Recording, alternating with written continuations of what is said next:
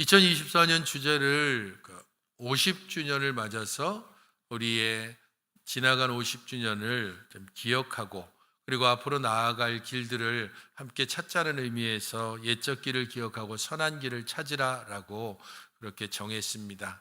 예레미야 6장 16절 17절의 이 말씀은 사실은 이스라엘에 대한 심판 예언이고, 우리가 신년 예배 1월 1일 날 이 말씀을 잠깐 살펴보면서 조금은 무겁게 생각될 수도 있습니다. 하지만 하나님께서 이스라엘에게 이렇게 말씀하시는 이유는 이스라엘에게 계속해서 하나님께서 말씀을 주시고 선한 일을 행하도록, 그리고 선한 길을 걸어가도록 요구하셨지만 계속해서 그 길들에서 벗어나다가 결국에는 북이스라엘이 멸망하고, 북이스라엘이 멸망한 이후에는 봐라, 내가 말한 그 길들을 따라가지 않던 북이스라엘이 저렇게 됐으니 너희들은 그것을 보고 제발 저 북이스라엘이 갔던 길을 따르지 말라라고 했는데도 여전히 그 길을 가고 있는 이스라엘을 향해서 예루살렘이 함락될 위기에 있는 바로 그 시점에 이 예레미야를 통해 말씀을 주셨습니다. 옛적 길, 곧 선한 길을 찾으라라고 예레미야를 통해서 말씀하신 것은 이전에 말씀하신 것이고, 또한 그 이전에도 계속해서 말씀하셨던 것입니다. 그런 면에서 여기에서 이야기하는 옛적 길, 곧 선한 길이 무엇인지를 오늘은 미가서의 말씀을 통해서 보다 분명하게 함께 살펴보도록 하겠습니다. 특별히 이 말씀을 하는 것은 미가서와 관련되어지는 부분이 있습니다. 예레미야 6장 20절을 보게 되면 시바에서 유향과 먼 곳에서 향품을 내게로 가져오면 어찌함이냐, 내가 그들의 번제를 받지 아니하며 그들의 희생 제물을 달게 여기지 않는다라고 말씀하시는 장면이 나옵니다. 이스라엘이 하나님을 섬기지 않은 것이 아닙니다. 그들은 하나님을 섬겼고 하나님께 제물을 드렸고 예배를 드려왔습니다. 그들은 할 수 있는 한 하나님께 가장 좋은 예물을 드려왔습니다. 그래서 6장 20절에 말하고 있는 것은 시바에서의 유향, 먼 곳에서 향품, 구하기 힘든 아주 귀한 제물을 하나님께 가져왔는데, 하나님은 무엇라 말씀하시냐면 너희들이 드리는 번제, 그리고 너희들의 희생 제물을 나는 달게 여기지 않는다. 중요한 것은 너희들이 몇 번의 제사를 드리느냐, 그리고 주일 예배, 오늘날로 치면 주일 예배에 빠지지 않고 꼬박꼬박 참여하느냐, 너희들이 새벽 기도를 몇 번 드렸느냐, 너희들이 수요 기도 외에 얼마나 모여서 하나님께 기도했느냐, 이것이 중요한 것이 아니다. 오히려 너희들이 내가 주일 예배 빠지지 않았고 수요 예배도 왔었고 내가 새벽 기도에도 몇 번 참여했고 특별 새벽 기도에는 빠지지 않고 다 참여했습니다, 그렇게 말하는 것이 오히려 나에게는 부담이고, 그리고 너희들의 말하는 그것들에 대하여서 나는 인정할 수 없다라고 말하고 있습니다.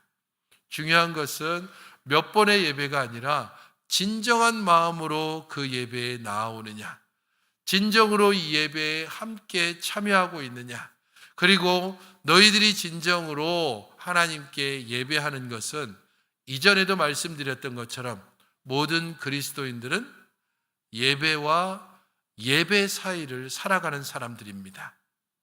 우리는 이 주일 예배를 통하여 하나님의 말씀을 받고 은혜를 받고 그 말씀을 따라서 살아가려고 합니다.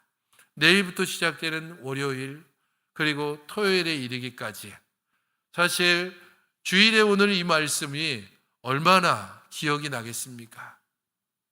오늘은 이 말씀을 가지고서 이렇게 해야지 라고 결심하지만 월요일 아침에 일어나면 당장 해야 될 여러 많은 일들 때문에 우리들의 말씀에 대한 기억은 월요일, 화요일이 지나면서 차츰차츰 희미해져 갑니다.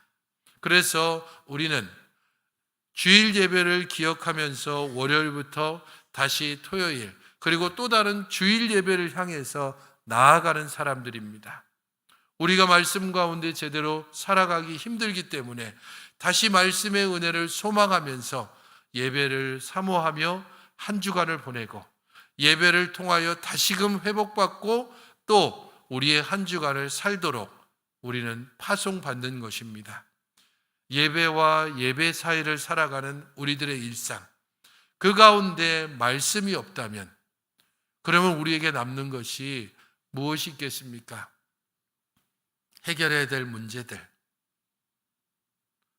우리의 마음을 짓누르는 여러 가지 고민거리들, 다른 사람들과의 끊임없는 비교, 그로 인해서 우리들의 상한 마음, 친구들을 찾아가서 우리의 마음을 이야기해보지만 그 친구도 그것을 제대로 받을 수 없는 여러 가지로 눌린 상황들이 있어서 서로가 서로에게 제대로 위로받지 못하는 이런 상황들이 반복되다 보면 그러면 우리는 어디에서도 위로받지 못하고 그리고 세상 가운데서 별다른 소망 없이 그냥 되는 대로 아니면 그냥 내가 추구하는 목표를 향해서만 그 목적을 달성하는 것에만 목표를 두고 사는 그런 나중에 가면 아무것도 남지 않는 삶이 될 수밖에 없습니다.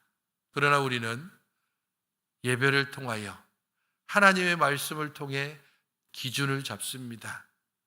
고장난 저울을 다시 0점을 맞추듯이 예배를 통하여 우리는 말씀이 있었지, 하나님께서 이렇게 얘기하셨지라고 하는 것을 다시 깨닫고 우리 자신들을 돌아보며 하나님 앞에서 결단합니다.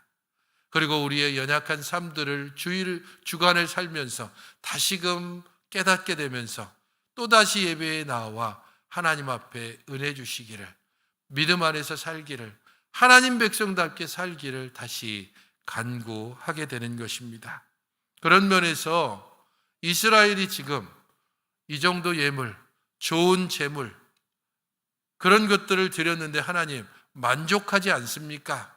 라고 하는 예레미야 시대의 이스라엘을 향해서 하나님은 예레미야를 통해 옛적 길, 곧 선한 길을 찾으라라고 요구하셨습니다. 그리고 그것은 오늘 우리가 중점적으로 보게 될 미가서를 통해서 분명하고 확실하게 드러나고 있습니다. 미가서 6장 8절 말씀을 함께 보도록 하겠습니다. 6장 8절입니다.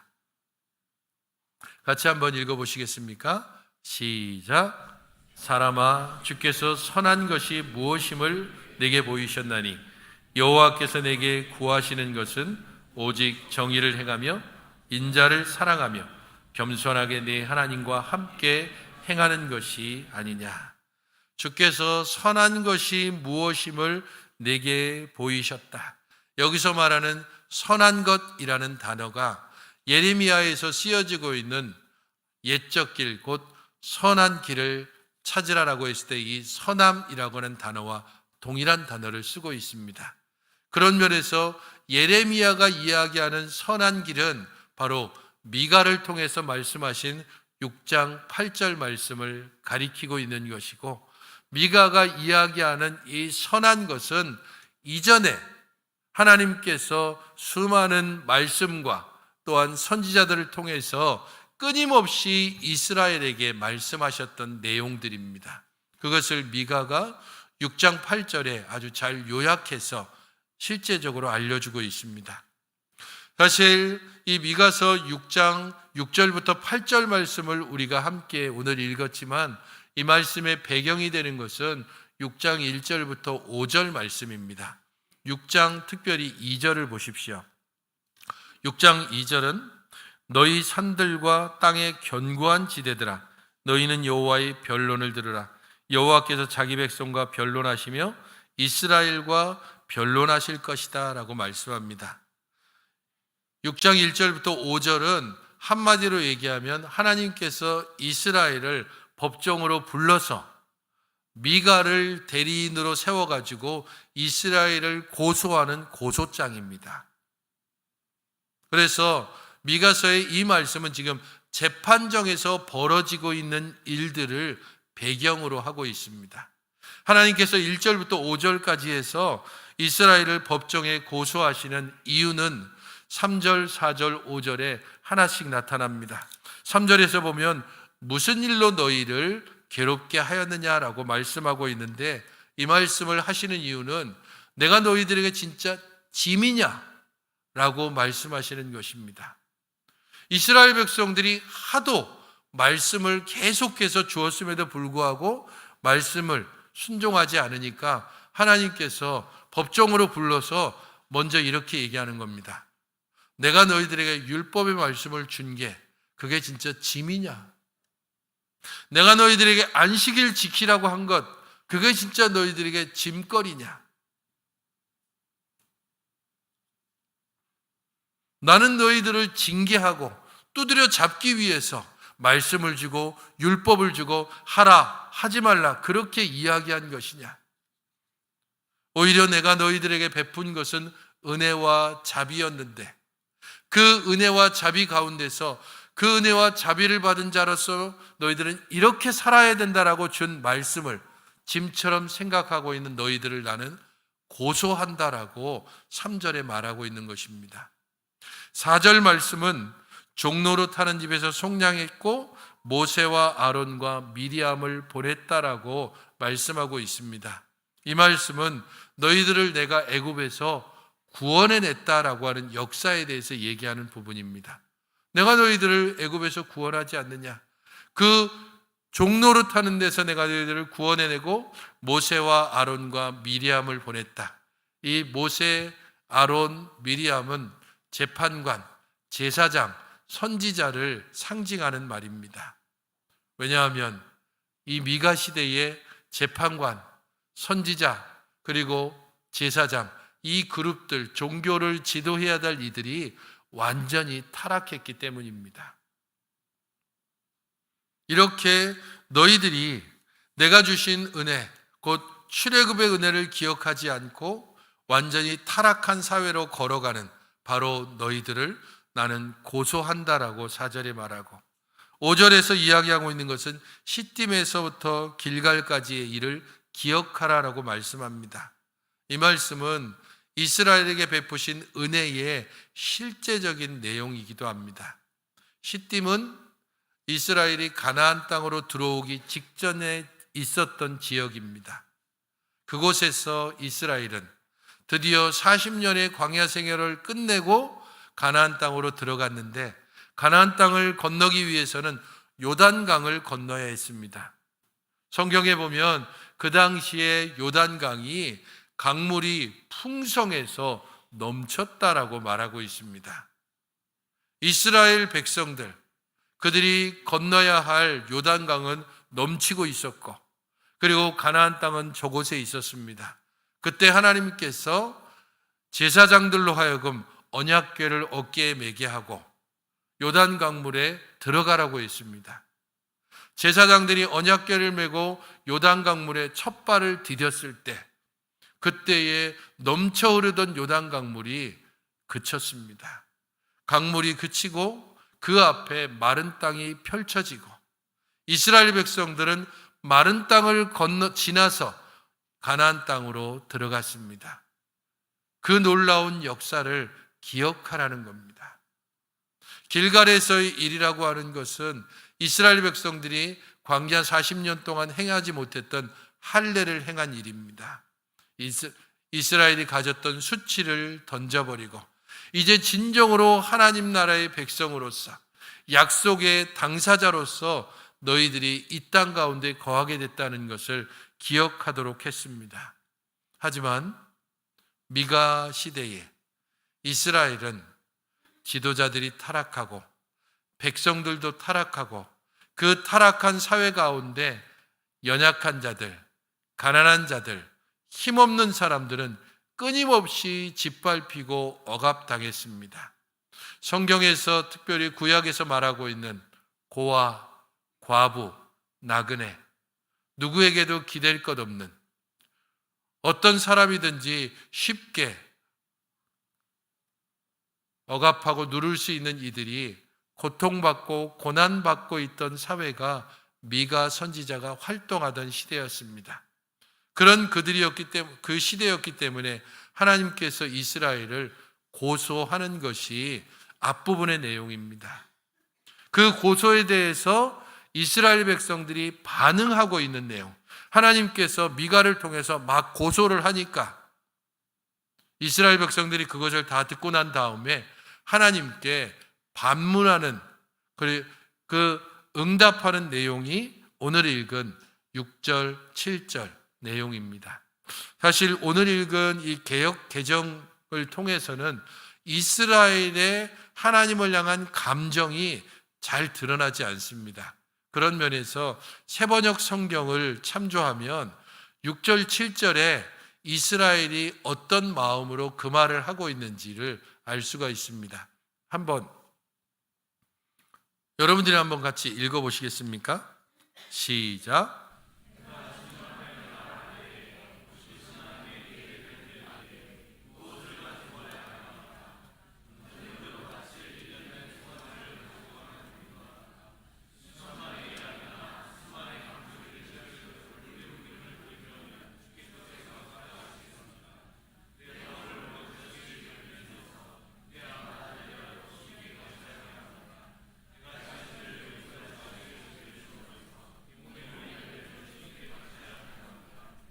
이 글을 읽으면서 하나님의 앞서 고소의 내용을 듣은, 그리고 거기에 따라서 응답하고 있는 이스라엘이 잘못했습니다, 이런 분위기입니까? 아니면 반대 분위기입니까?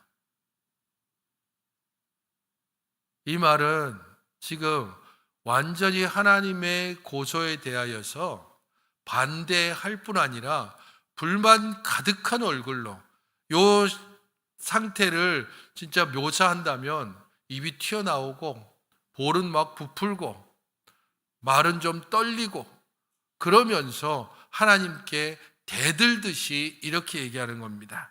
하나님, 도대체 뭐가 부족하다는 말입니까? 왜 나를 이런 법정까지 끌고 오는 겁니까? 내가 하나님께 드린 제물이 부족합니까? 정성이 부족해서 이러는 겁니까? 예배를 도대체 어떻게 드려야만 하나님이 만족하십니까? 이렇게 따지고 있는 것입니다. 그들은 지금 1년 된 송아지, 수천 마리의 양, 수만의 강줄기를 채울 올리브 기름, 하나님이 진짜 이런 거 원하시는 겁니까? 1년 된 송아지를 드린다고 하는 것은 하나님과의 언약 관계를 지속하는 것을 의미합니다. 이것은 매일 드리는 번제에서 바쳐지는 제물이고 언약 관계에서 가장 좋은 제물로 사용되어지는 것입니다. 그런 면에서 하나님, 정말 이런 정도 원하는 겁니까? 라고 따져 묻는 것이고, 수천 마리의 양, 수만의 강줄기를 채울 올리브 기름, 이렇게 말하는 것은 점점 화가 나기 시작하니까 이게 점점 목소리도 커지고 과장법이 여기에 동원되고 있는 것과 같습니다. 하나님, 수천 마리의 양, 그리고 강물을 채울 정도의 올리브 기름이라면 개인이 부담할 수 없는 그 정도의 분량입니다.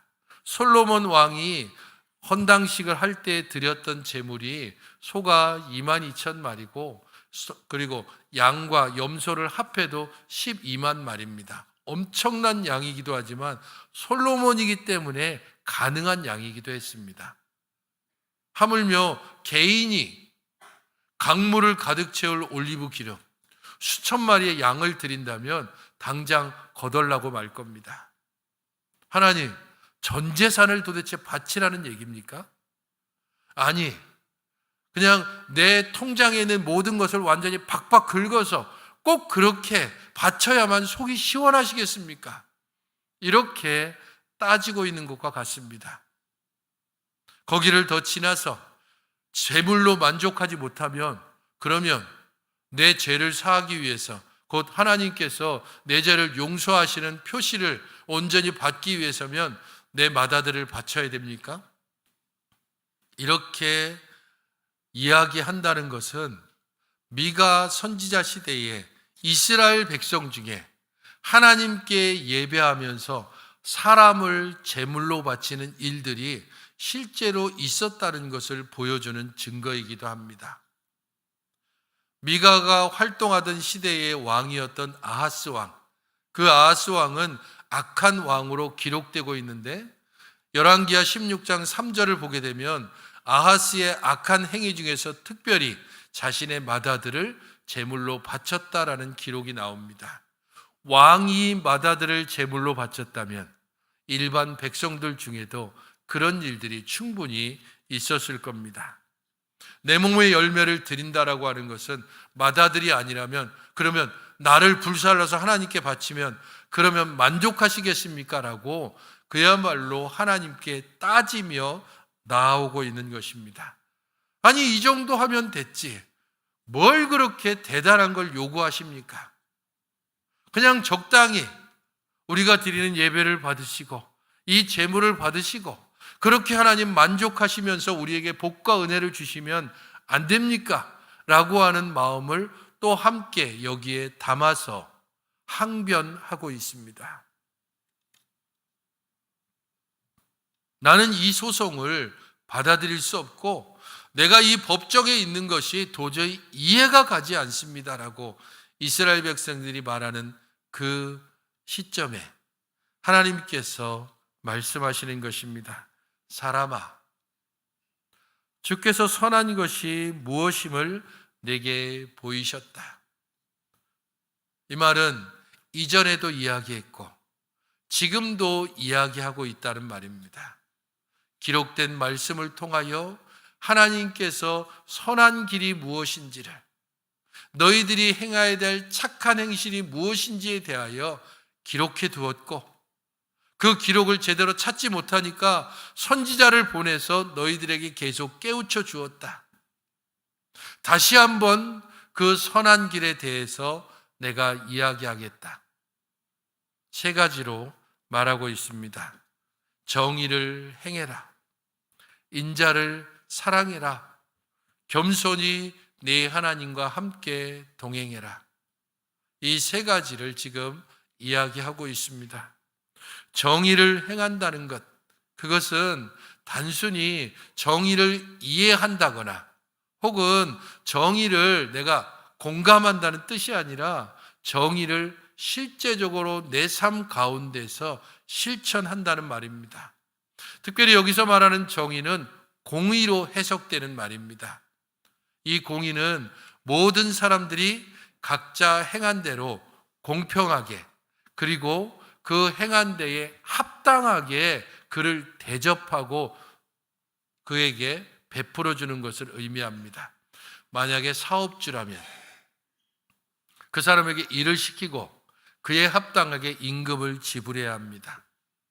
이런저런 꼼수를 쓰면서 임금을 착취한다거나 혹은 시간을 착취하는 일들을 행하지 말아야 한다. 그것이 바로 정의를 행하라는 뜻입니다. 개인적으로 이 정의를 행하는 것을 말한다면 그것은 서로 간에 약속한 것에 대하여서, 그리고 서로 간에 행해야 될 일들에 있어서 보다 그 사람의 상황과 형편에 맞게 그 사람을 대해야 한다는 것입니다. 가령 우리가 그냥 똑같은 출발선에서 출발한다고 그게 공의로운 것이 아닙니다. 왜냐하면 똑같은 출발선에 서 있는데 한 사람은 20대 청년이고 또 한 사람은 60대이고 또 한 사람은 장애를 가지고 있는 사람입니다. 그러면서 자, 준비, 출발! 그러면서 신호를 울리면서 결승선에서 당연히 20대 청년이 제일 먼저 들어오겠죠. 그때에 다른 사람들이 이거는 불공평합니다 라고 이야기할 때 무슨 소리? 출발선이 똑같잖아. 나는 너희들을 똑같이 대했어 라고 이야기하는 것은 여기에서 말하는 정의와 다릅니다. 하나님께서 말하는 정의를 행하라 라고 하는 것은 그 사람의 상황, 형편에 맞게 거기에 합당하게 대우해 줘야 한다는 것입니다. 그 사람이 남자라는 이유로 혹은 여자라는 이유로, 어느 지역 출신이라는 이유로, 학력이 다르다는 이유로, 그 사람이 장애를 가졌다는 이유로 그 사람의 외모를 가지고 다르게 평가하고 대우하는 것, 그것은 정의를 행하는 일과 다른 것입니다. 미가 시대에는 그런 일들이 있어 왔고 예레미야 시대에도 여전히 행해지고 있고 시대를 지나서 지금 2500년이 훨씬 넘은 이 시대에도 동일하게 사람들을 정의와 공의를 따라서 행하는 일들이 이 땅 가운데서 제대로 실현되고 있다고 우리는 쉽게 동의하지 못합니다. 이 사회도 그러하고 실제로 우리들도 그렇게 사람들을 선입견을 가지기도 하고 이런저런 평가를 하기도 하고 자기만의 기준을 가지고서 사람들을 갈라치게 하는 일들도 우리 안에 있습니다. 그런 우리들을 향해서 하나님께서 선한 길의 첫 번째로 이야기하시는 내용은 정의를 행하라는 것입니다. 공의를 따라 행해야 한다. 핍박하는 자에 대해서는 징계해야 되고 박해받는 자에 대해서는 자유함을 선포할 수 있어야 된다. 사회적으로도 정의와 공의가 실현되도록 노력해야 할 뿐 아니라 너희들 개인도 다른 이들을 대할 때 공의롭게 공평하게 대해야 한다는 것입니다. 두 번째 선한 길은 무엇입니까? 인자를 사랑하라라는 겁니다. 이 인자를 사랑하라라고 했을 때 이것은 언약과 연결되어집니다. 하나님과 맺은 언약을 충실히 이행하는 것, 그리고 공동체의 구성원들은 서로에 대한 책임과 보호를 다하는 것입니다. 그래서 인자를 사랑하라라고 했을 때 이것은 하나님을 사랑하라는 뜻이 아니고 사람을, 공동체에 있는 우리의 구성원들을, 우리 옆에 있는 우리의 동료들을, 친구들을, 가족들을 사랑하라라고 하는 말입니다. 서로가 약속한 바에 대해서 신실함을 가지고 이것을 지켜나가야 되고 보호해야 되고 책임져 주는 역할을 온전히 감당하는 것입니다. 개인적으로는 인자를 사랑하라라고 했을 때 그것은 열정적인 사랑을 가지라라는 말입니다. 예, 사랑하겠습니다. 그렇게 그냥 말로 그치는 것이 아니라 우리의 열정을 다해서 할 수 있는 모든 방법을 가지고 우리의 친구들을, 우리의 동역자들을, 우리의 이웃들을 사랑하고 선한 사마리아인 비유에서 이야기한 것처럼 우리의 이웃을 찾아다니고 필요를 따라 사람에게 곁을 내어주는 바로 그 일들이 인자를 사랑하라라고 하는 말입니다.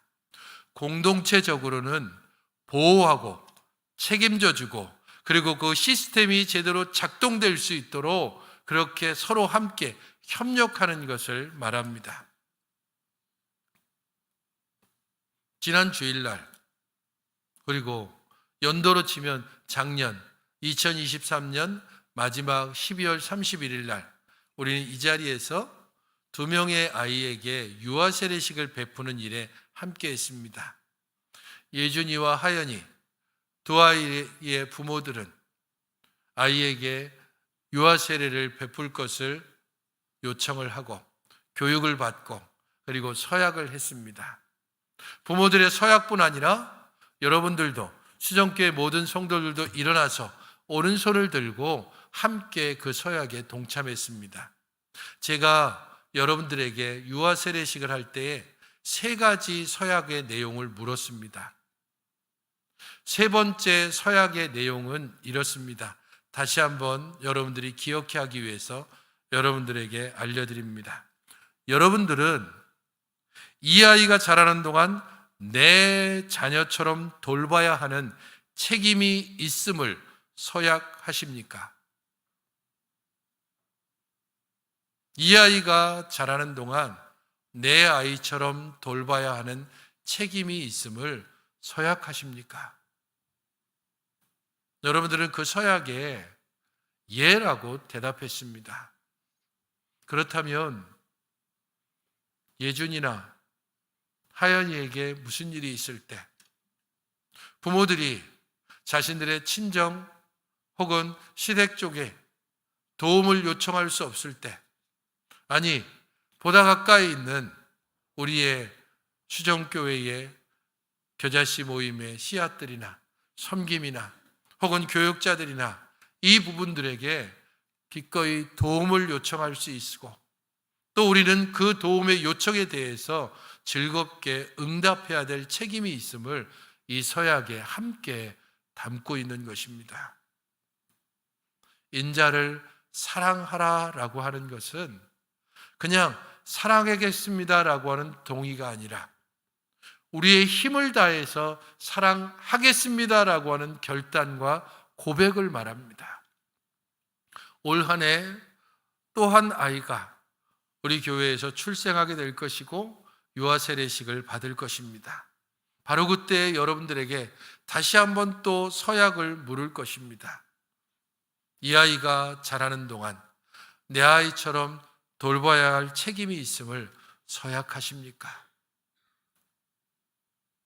우리는 이 질문들에 대하여 정말 무겁게 받아들이고 거기에 응답하고 그에 따른 책임을 다할 때 하나님께서 우리에게 요구하시는 옛적 길, 곧 선한 길의 두 번째에 응답하는 것입니다. 인자를 사랑하라. 선한 길의 세 번째는 겸손히 하나님과 동행하라라고 말하고 있습니다. 하나님께서 원하시는 것이 무엇인지를 구하며 살아가는 삶입니다. 특별히 겸손히라고 하는 이 단어에는 지혜롭게 혹은 신중하게라는 의미를 담고 있습니다. 지혜롭고 신중하게, 겸손히 하나님과 함께 동행하는 것. 우리의 일상 가운데 이 예배를 지나 우리의 월요일부터 토요일까지 다시 주일의 예배에 모일 때까지 하나님과 함께 동행하며 신중하고 지혜롭게 하나님의 말씀을 기억하고 하나님의 말씀을 따라 행하기를 힘쓰고 하나님께서 은혜와 능력 주시기를 구하면서 우리의 아침이 하나님과 동행하기를 구하며 아침을 시작하고 우리의 저녁이 하나님께서 나와 함께 하시고 내가 하나님과 함께 동행할 수 있었음을 감사하면서 저녁을 마칠 수 있는 삶, 그런 삶이 신중하고 또한 겸손하게 지혜롭게 하나님과 동행하는 삶이고, 바로 그것들을 하나님께서 명하신 선한 길인 것입니다. 성도 여러분, 이 한 해 동안 옛적 길, 곧 선한 길을 찾으라라고 했을 때 우리는 이 세 가지를 기억해야 합니다. 정의를 행할 것, 인자를 사랑할 것, 하나님과 함께 동행할 것. 다른 사람들을 공평과 정의로 대하는 것, 다른 사람들을 위해서 선을 행하며 사랑하겠다는 각오와 노력을 끊임없이 반복하는 것, 그리고 우리들의 평생토록 하나님을 묵상하고 하나님을 바라면서 하나님과 함께 신중하고 지혜롭게 하나님과 함께 동행하는 경건한 삶. 하나님께서 원하시는 것은 바로 그런 모습이고, 그것을 이스라엘에게 요구하셨지만 결국은 이스라엘은 그 길을 따르지 않다가 북이스라엘도 멸망하고, 예레미야를 통해서 이야기했지만 그 길을 따르지 않다가 남유다도 멸망했습니다. 오늘 2024년 바로 우리들에게 하나님께서 말씀하실 것입니다. 정의를 행하라. 인자를 사랑하라. 겸손히 나와 함께 동행하라. 여기에 함께 응답하며 우리 하나님의 은혜를 구하며 살아가시는 여러분들이 되시기를 주님의 이름으로 축원드립니다. 기도하시겠습니다. 아버지 하나님, 우리에게 보이신 선한 길, 우리에게 가르쳐 주신 그 선한 길을 온전히 따라갈 수 있도록 저희들을 붙잡아 주시고 저희들을 깨우쳐 주시고 저희들의 마음과 생각을 날마다 새롭게 하여 주시옵소서. 우리의 죄된 심성이 하나님의 말씀과 은혜를 따라가기보다 우리의 이기적인 욕심과 제약을 더욱더 따르는 그러한 심령들이오니 주님, 주의 선하심을 우리에게 보이신 것처럼 그 길들을 바라며 그 안에서 살아가도록 정의를 행하고 인자를 사랑하고 하나님과 늘 동행하는 삶이 되게 하여 주시옵소서. 예수님의 이름으로 기도하옵나이다. 아멘.